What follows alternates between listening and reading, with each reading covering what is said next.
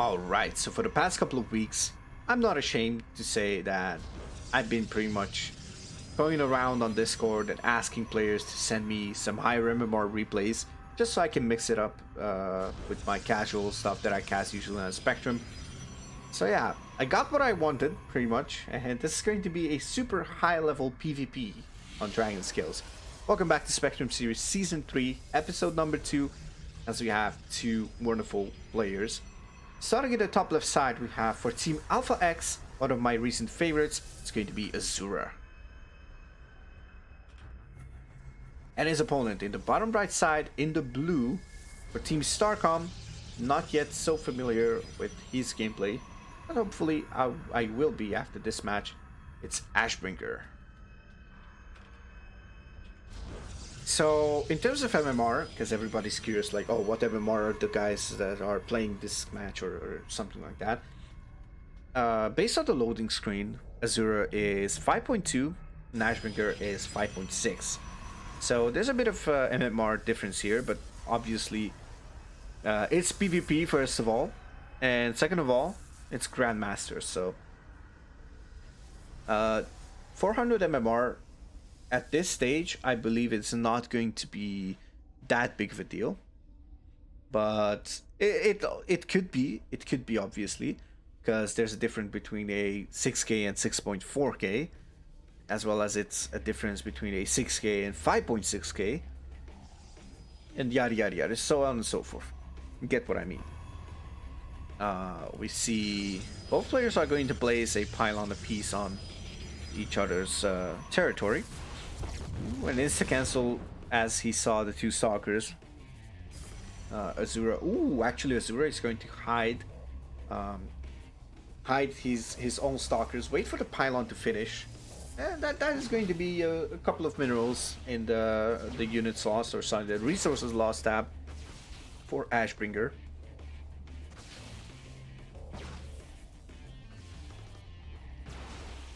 Alright, so there we go. Pylon gets cleaned up. Trying to figure out, I've been looking at this pylon since it's got placed. Does this block the Nexus? I'm not sure. I'm not exactly sure if this blocks the Nexus, but it's interesting, definitely interesting to say the least. ASHBRINGER is moving out with the probe to scout for proxies. Unlucky for him, is not going to meet up with AZURA's probe. That means this proxy is going to go unscouted pretty much. What does ASHBRINGER see? ASHBRINGER saw everything that needs to be seen. Actually, I'm still questioning, what was this third pylon, I wonder. I think that was an accident though. Maybe AZURA thought that he has no third pylon, so kind of unlucky. 100 minerals wasted as well, or just got it earlier. And tech choice is going to be Blink for AZURA, and it's unscouted, basically uncontested Stargate. Oh, there's no shield battery in the main AZURA. AZURA is actually committing one of the most common mistakes, not getting a battery against a potential Oracle. Now the Oracle is going to dive. There's a couple of probes being queued up. That means this doesn't have to be babysat anymore. AZURA is going to warp in a couple more stalkers. Bit late because he warped in 3 extra stalkers on the front line. 7 kills on the Oracle.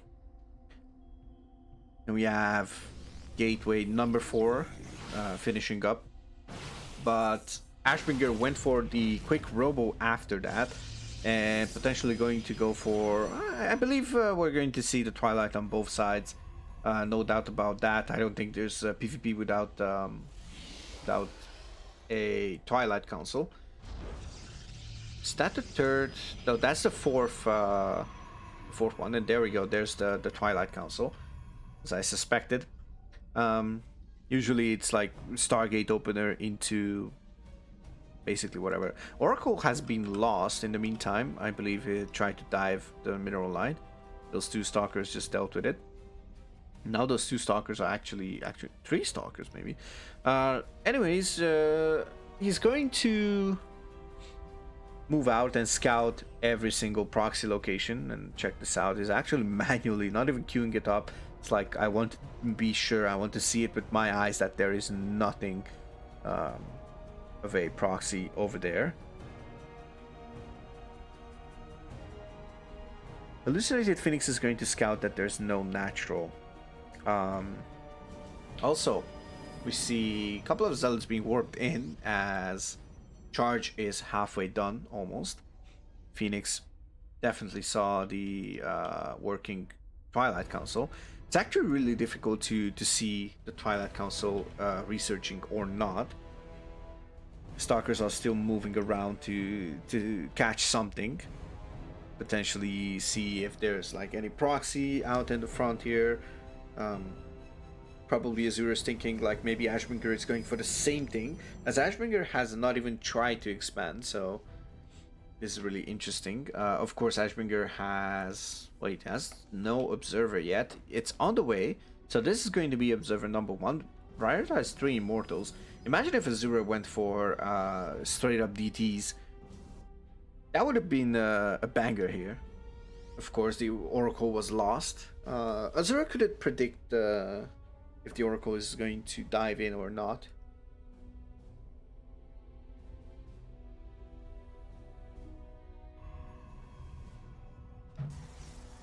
Trying to figure out what am I looking at.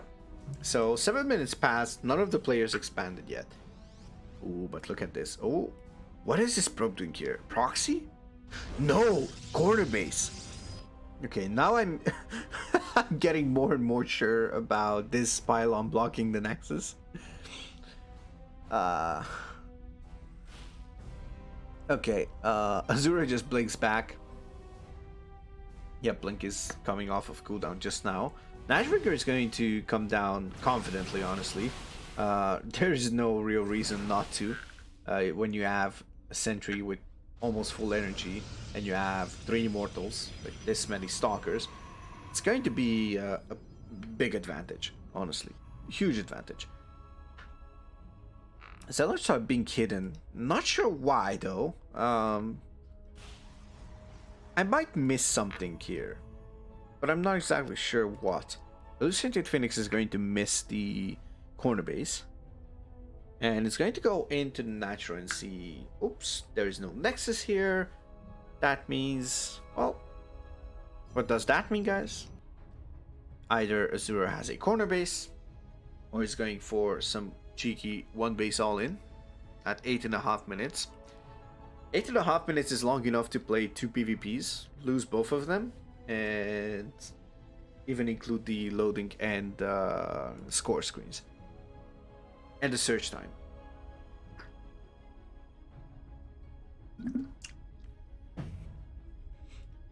Azura has a Stalker patrolling on the front. That's going to scout pretty much whatever is needed. ASHBRINGER still has no idea about that corner base. We have a Phoenix that's going to expire. And we have another Phoenix. Oh, wait, hold on a second. Oh no. Oh no. Oh no! Just when I thought ASHBRINGER is not going to scout it, he just sends that one Phoenix, that hallucinated Phoenix, and is going to scout it. But Azura actually has a decent count of stalkers here. Is going to deny the Forge, but doesn't really scout that there is something researching in the Twilight Council. We have glaives, resonating glaives coming up for those adepts, which is going to be really, really good against some of these stalkers as well, I believe. And it's going to be really, really good for harassing probes. So at this point, ASHBRINGER knows that there's 2 full mineral lines of probes here, and is going to move out with those stalkers and try to deny this base, which is probably the best call. If you cripple the economy of Azura, then it's going to be worth it, since you have already a running natural. That is a lot safer, let's be honest. Also, I wouldn't have minded a couple of adepts being shaded in the front to actually deny it. Ooh, nice decision here to recall. It's going to lose a couple of stalkers, but denies his base, and AZURA is going to be the cheeky lad that he is going to basically just replace that. Ooh, there's a disruptor here, and we have the probe march. The probe march. So, we have a probe here. This is really interesting. Oh my goodness. Never mind. Ooh, I think the probe side. I think the probe side. And if not the probe, ooh, okay, now he's going to be sure that this is happening. And as the probe goes to the corner base, oh, huge disruptor shot on the side of AZURA. Oh my goodness, that was really nice looking. That was extremely nice, honestly, as a viewer. I was like, never mind. Adepts? Don't care. I'm just going to smash them. Look at this. ASHBRINGER tries to pressure these probes here, trying to get a couple of them. He's going to try and shade away, but these adepts are going to go down for sure. Finally, the proxy is getting found and getting dealt with. So, -1 gateway. And we're back to 4 versus 4 gateways. As, yeah, pretty much everything, I would say it's normal, but I swear, guys, I just looked. I was figuring that, you know, I saw that probe there. I'm like, imagine if that was another proxy. Ooh, actually, I think AZURA sniped the observer here. Yep, observer has been sniped, and the cybercore has been sniped. Cybercore needs to start once again, and disruptors still continuously being produced. How many disruptors we have? 2. There's no second robo, so that's that. Stalker's coming back again, and AZURA's been doing a really nice job here with the harassment. It's going to deny another hallucinated Phoenix as well. That is really nice. Ooh, tries to snipe that observer. That would have been big. That would have been big. Would actually just cripple ASHBRINGER's vision and just basically occupy more time in that Robo's work. What do you call it? Time span producing units? I don't know. The idea is that Robo would not produce units during the phase where he needs to produce observers, right? That's a huge amount of immortals, by the way. 7 immortals, and still counting, continuously producing immortals. That is not a bad way, but disruptors are going to deal really nicely with immortals, in my opinion. I still have no idea what these zealots are meant to do. My bad. I just still don't know. Like, really. Okay, we still have no 3-base saturation on either side. This is a really funky game, honestly. 40 minutes in, we have 2 corner bases, we have disruptors, and we have the Dark Shrine. Finally we have the Dark Shrine over here, as ASHBRINGER is trying to deal some damage. A couple of Zealots are going to try and run by, in my opinion. Ooh, is going to find the Adepts. Ooh, maybe AZURA needs to pull back, and look at that. AZURA is actually forcing ASHBRINGER to chase him. Ooh, this is really annoying on the side of ASHBRINGER. ASHBRINGER is going to warp in a couple more Stalkers there. Ooh, AZURA is going to lose the Observer. Now ASHBRINGER is going to scout, oh, never mind, not scout, but start harassing a couple of these probes. Nicely placing this Adept into the choke point. Ooh, and the other one in the other choke point. Nicely done there by ASHBRINGER, forcing at least like a couple of Zealots. Okay, ooh, nice blink forward, aggressively blinks forward. Of course, these Stalkers should be no match against this army. Army supply-wise, ASHBRINGER is up 9 army supply. And he's going to scout this base again. This is painful on the side of AZURA. We have 2 DTs warped in. Where's the 2 DTs? Where's the 2 DTs? I want to see the 2 DTs. 2 DTs are coming, marching down towards that natural base of ASHBRINGER. And we'll try to keep an eye on those as well, because it could be a huge deal. Ooh, ASHBRINGER decides not to blink away. And he's going to pay for it. This base is going to go down for sure. These two DTs are waiting for something, I guess. They're going to scout this third base, going up, so that is also good. And ASHBRINGER tries to deny this base once again. AZURA tries to pull away as many probes as possible. And finally he's going to... Oh, look at that! He just replaced the pylon. Now the DTs are actually doing a lot of damage. That's a lot of probes going down. AZURA is kind of supply blocked, to be honest. It's not the best way, obviously. Supply-wise, ASHBRINGER's supply is kind of plummeting. It's not going to be the end of the world. He's going to manage to save a couple of units here. Sorry, he's not going to lose units, and he's going to save a couple of probes. Obviously, for the first time, I think ASHBRINGER is down in workers rather than being up in workers, like it was in the whole game. Those DTs, actually, those DTs paid off. Oh, that's nice. Disruptor shot is going to deal with every single one of them. And look at that. Ooh, nice disruptor control on the side of AZURA. Makes me exciting to see such a good disruptor micro on any player, to be honest. Okay, now we have... this is still a huge army on the side of ASHBRINGER. Though the army supply advantage is not on his side, this might be a beefier army, but of course, disruptors don't require anything when it related to upgrades, beefiness. They just take down everything. Let's see, the disruptor shots is going to pull it forward. That's some nice disruptor shots. He's going to soften up the immortals. The last disruptor shot will not hit. That means 4 immortals are going to survive on a sliver of HP.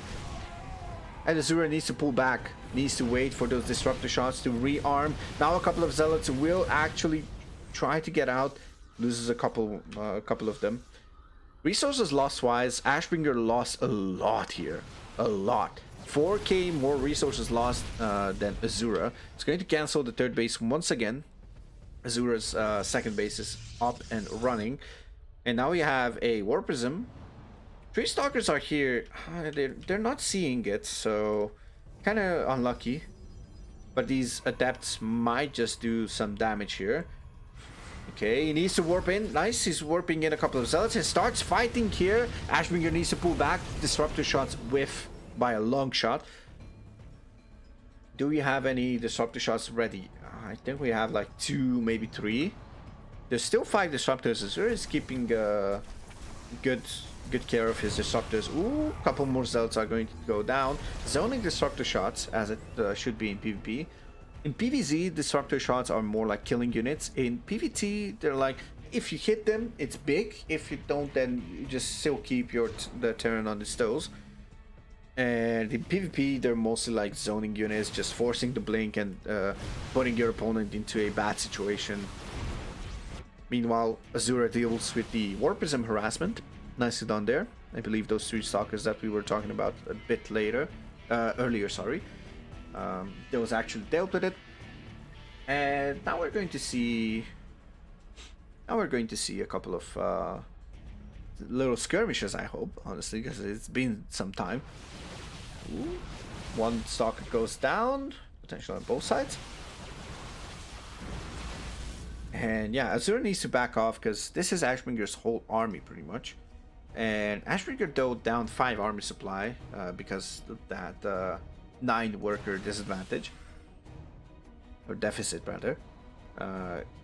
It's going to be... This game is a super low equal game. Ooh. 3 more stalkers go down.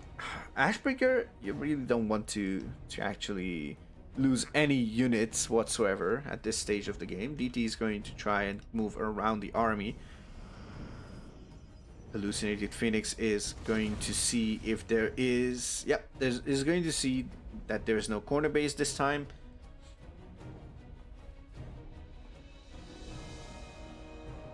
Okay.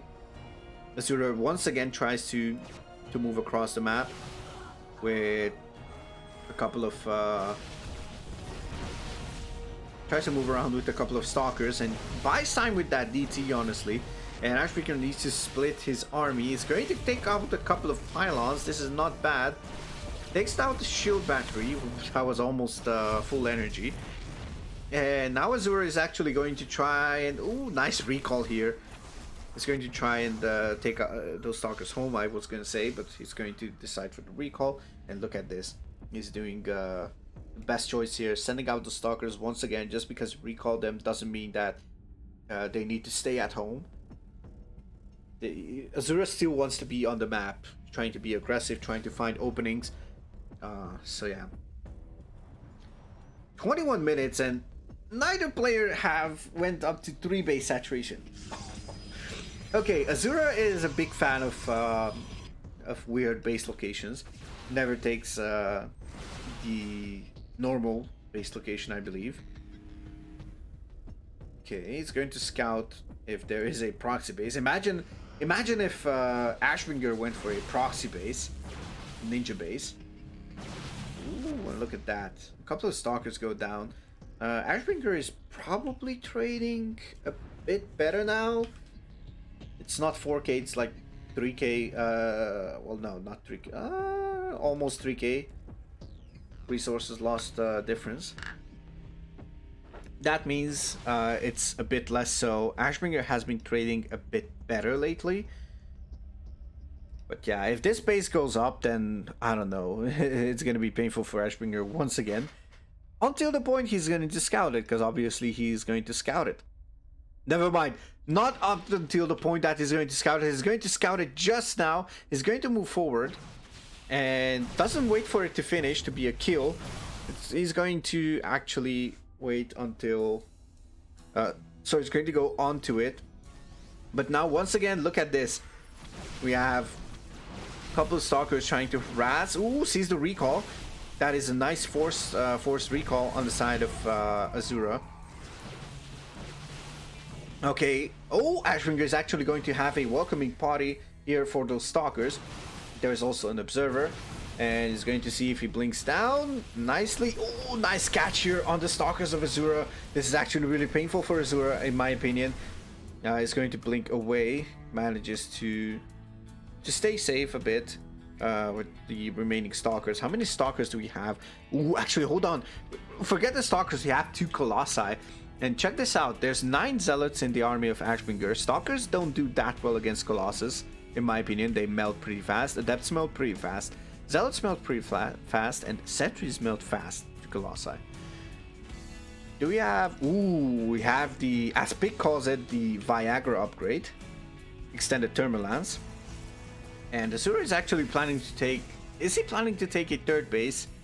Oh, he's not going to be able to think about it because these zealots are going to deal with it. And it's going to take out the pylon as well. AZURA is one step closer to being supply blocked. But once again, the Stalker counterattack is actually really good. Was AZURA a Zerg player in his previous life? That is a question that we need to ask him to answer. So now we can see, ooh, this is really, really painful for ASHBRINGER, honestly. And look at that. That Stalker is actually... Ooh, that's going to spot everything. How much army is coming back. What's going to happen. And because of the recall, which is obviously the best choice here. AZURA really on top of his PvP today. Okay, this Observer is going to see a lot. Can't say the same for ASHBRINGER. ASHBRINGER is going to see this army right in front. Huge disruptor shot takes down a couple of smaller units that could actually tank. Guardian Shield is being popped on the side of ASHBRINGER, but there we go. As I talked about it, Extended Thermal Lance is finished, and now the Colossi are going to burn everything, and GG is called with the extra added noob at the end. Ooh, ASHBRINGER was not happy to lose to someone 400 MMR below him. That's for sure. I can understand it's a bit frustrating. Still, I wouldn't call AZURA a newbie.